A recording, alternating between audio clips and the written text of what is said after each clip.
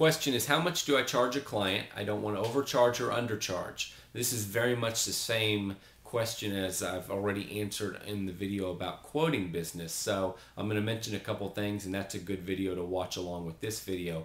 So what I want to say about not charging too much or charging too little is you absolutely don't want to charge too little. Don't be that company. Not because I'm saying don't be a lowballer in the industry, and if you subscribe to trade journals, you'll see there's a lot of talk about lowballers. Just for your own sake, don't be a low-priced company. The reason I say that is because when you're the low-price solution provider, you can't hire the best employees, you can't have the best equipment, you can't spend the most money on marketing, you can't afford to outmarket everybody else, you can't afford to have a better trucks, you can't afford to recycle your equipment faster, you can't afford to do all those things that ultimately make you a much better company at customer service. And you can't afford to have the best employees that help eliminate the nightmares. The great employees make your life easy. If you can't afford the great employees because you don't charge enough, then you don't really have a good business. So your strategy should be, your goal should be to be one of the highest priced providers in your market. Not because you're gouging your clients, not because you're not going to take great care of them, but so that you can deliver incredible service to your clients. Most clients expect very little out of a lawn care business. If you can deliver anything better than the norm, you have the chance to wow them, you have a chance to get a lot of referrals and really grow your business. So strategically go in with the goal to be a average to high price service provider. I say high priced. Start out average to learn the business, much like I say in my answer in the quoting the video about how to quote.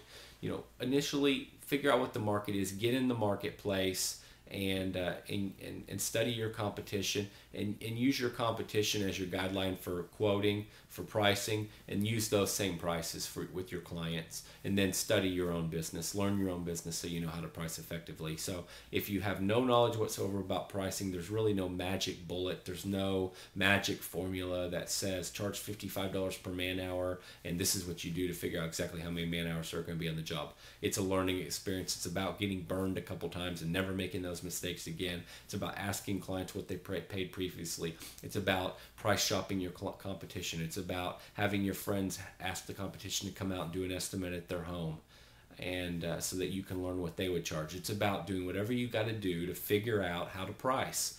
And there, again, no magic bullet, no magic solution. You just got to get out there and kind of see what others are charging.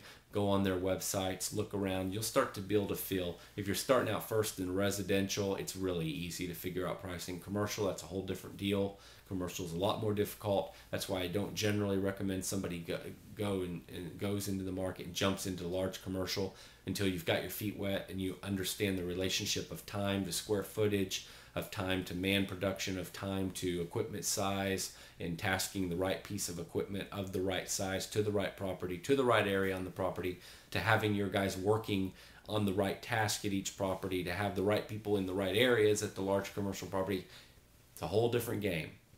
So a great way to get started is start out in residential, where it's easy to figure out what your competition's charging, and then go in the market, try to charge the average of the market, get your feet wet, learn the business for yourself, and then before you know it, your pricing questions all go away. So if that doesn't help, please ask another question and I'll be happy to clarify again. Thanks a lot.